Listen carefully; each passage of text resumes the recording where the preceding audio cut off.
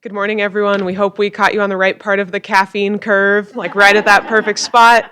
We're excited to be spending the next 10 minutes sharing with you our last year spent creating a youth pipeline program in collaboration with the San Francisco Bay National Estuary and Research Reserve. It's a mouthful. You'll hear me call it San Francisco Bay NER the rest of the time.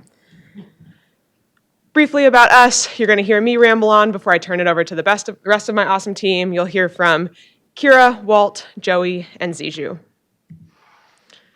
A little bit about our partner. The San Francisco Bay NER involves understanding what exactly a NER is. I understand it best as being similar to a national park, the same way that national parks are areas of public land that are set aside for recreation, education, restoration. That's exactly what a NER does, just for an estuary. So then, of course, what's an estuary? Very, very briefly, it's where saltwater meets freshwater. There are about 30 of them across the country. We were lucky enough to be partnered with the San Francisco Bay NER. Here we have our wonderful liaison at the NER. That was Bella. Bella was a Dow Fellows alumna herself and has been a wonderful partner to work with. A very brief background into how we came to develop the pipeline that you'll hear more about. San Francisco Bay NER created a needs assessment that was released to us at the very beginning of our project. Great timing. The needs assessment sort of walked through communities that maybe the educational programming that they offered weren't reaching as well as they could. The needs assessment identified a host of different communities. You can see them all listed there. Everyone from Spanish-speaking individuals, community college individuals, special needs students and educators, so a really wide range of people. And we were sort of tasked with coming up with a program that was specific and met the needs of at least one of these communities. Very busy table. This is sort of how we started. We put our imaginations and lived experiences together along with some literature review to come up with some program ideas that could work. They were really broad. They ranged from recreation-specific activities to employment-based ones. They tried to meet different communities' needs. We pitched those to the San Francisco Bay NER and got feedback and sort of ultimately decided on the youth pipeline program that you'll hear more about. And just to say up front, a pipeline has nothing to do with natural gas or oil in this instance. You'll hear more about it soon. Again, this is a busy slide, but this is like our year in a slide. This is actually how we came to the programming we did. All those ticks coming off the timeline are meetings we had with various community partners, apart from just the SF Bay NER, several of the organizations they work with in community.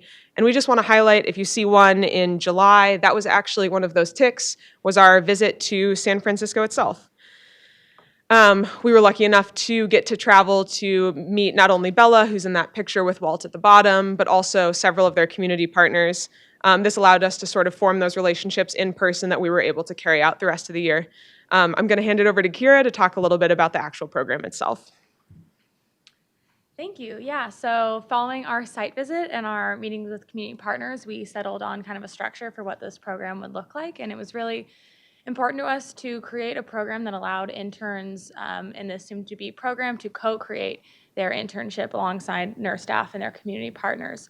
So we, based on the needs assessment and feedback from our client, we structured the program to focus on serving underserved young adults aged 18 to 24 from a variety of communities that had been identified. We specifically focused in on community college students, alternative high school students, or recent high school graduates kind of in a transition period. And for a geographic focus of the program, we're focusing on Marin and Solano counties in the San Francisco Bay Area because that is where NER has their physical sites located. So what the program actually is, so we have conceptualized kind of a core programming piece for it that will involve one-on-one mentorship sessions for interns with SF Bay NER staff, professional development opportunities, some general skill building that we think would be important. And then each intern also has the opportunity to choose a unique internship component that best suits their needs. So one of these buckets is a research internship. So if students are primarily focused on research, they will receive assistance in pairing with faculty in a lab at San Francisco State University or another four-year academic institution. If folks are more interested in education, they can partner with one of SF Bay NER's community partners that's primarily focused on environmental education and outreach in the Bay Area.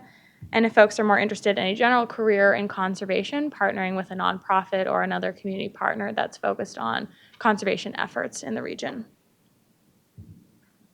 And so how we've kind of conceptualized this whole thing working is really focusing on strengthening those relationships that the San Francisco Bay NER has built with these community partners that were identified in the needs assessment. Those are the folks that are listed in yellow here. A lot of acronyms, but things like the Solano Land Trust, Friends of China Camp, the Audubon Society has a youth league, folks like that. So we really wanted an opportunity for the NER to really strengthen these relationships, and this program was an opportunity to do that as well. And then the interns themselves will be housed within the NER, but we'll be working with a community partner as kind of co-hosted with their internship team. And with that, I will pass it over to Joey to talk a little bit more about how this is being presented.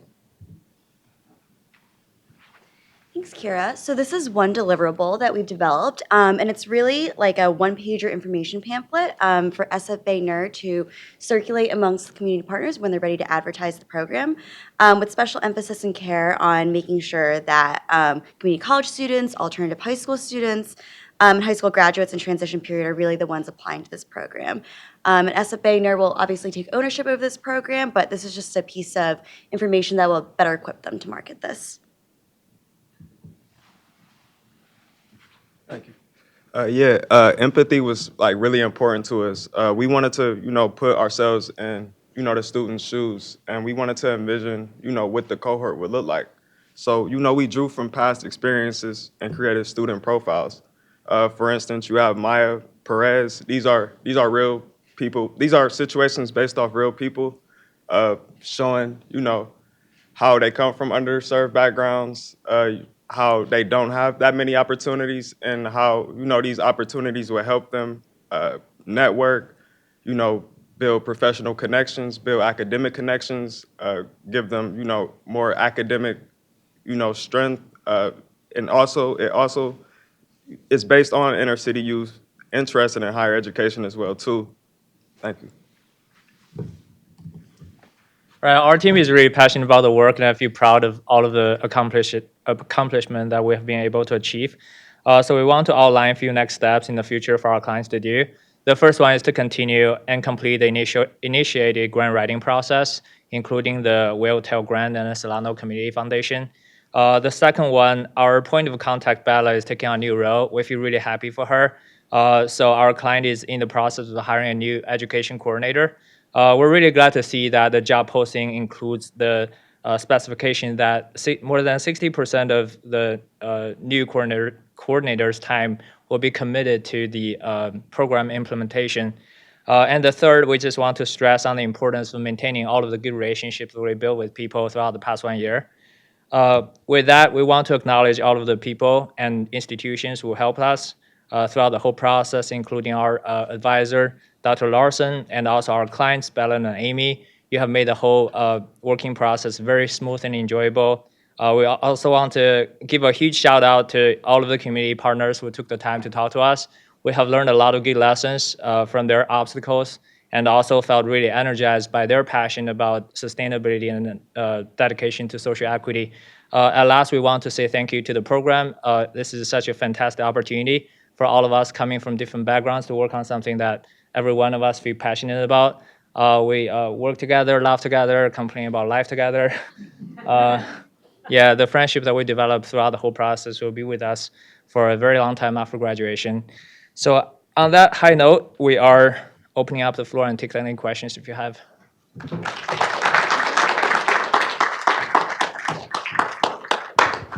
recorded that. I think that's the advertisement to recruit the next scholars. Very good. Okay, we do have time for several questions, so who'd like to start?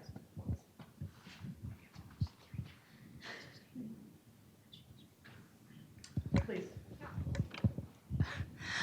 So did you guys help establish the relationships with, say, the university professors or the nonprofit leaders that would, help co-host these interns, or is that a future task for the NER? Great question. Thank you for it. All of the sort of community partners, if you remember that big web that we showed, those were all contacts they already had. We weren't making new contacts for them. We were just sort of helping collaborate what this program could look like with them. And they have professors they already work with. We were just sort of trying to strengthen those connections. I have a question. there, as you said, there are some 30 NERs across the country. Do you consider the program that you've developed and are recommending to this NER something that could be adopted by quite a few of them?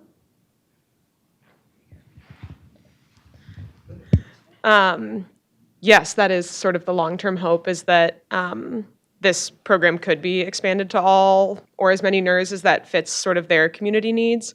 All the educational coordinators get together once a year. It's sort of like a educational coordinator super conference and share ideas that work for their communities. And the idea was to be able to pitch this at this year's educational coordinator meeting. Has a fun name, I'm sure. And hopefully in future years, it'll be able to be shared at conferences like that. More questions? Yes, please. Thanks for that presentation. It was great. So you guys had that chart with like all the other opportunities, but you guys landed on like the youth program. Can you talk a little bit about why this one was the one that they wanted and why some of the other ones fell short? Because a lot of the other ones did look really interesting. We've got a lot of factors taken into consideration, including how easy or difficult it is to implement the program in the short term or long term. Also based on our discussion with all of the partners who have done similar things before, and we just feel like this is more of a tangible thing that we can get started on right away. That's not to say that we're not considering the rest of the programs in the future. So all of the recommendations will be included in the final report, and when the client have the capacity in the future, which is also one of the constraints that they have right now, they potentially could implement some of them as well. And also on like the reality of how like programs like this work, estuaries work, or the National Estuaries work in partnership with four-year institutions, in this case, San Francisco State University, SFSU. And a lot of the original discussions were that how to help SFSU's enrollment. And the idea of like pipeline programs and STEM pipeline programs is to get folks into educational opportunities like that. And one of the ideas of this program, quite honestly, was to channel folks into SFSU.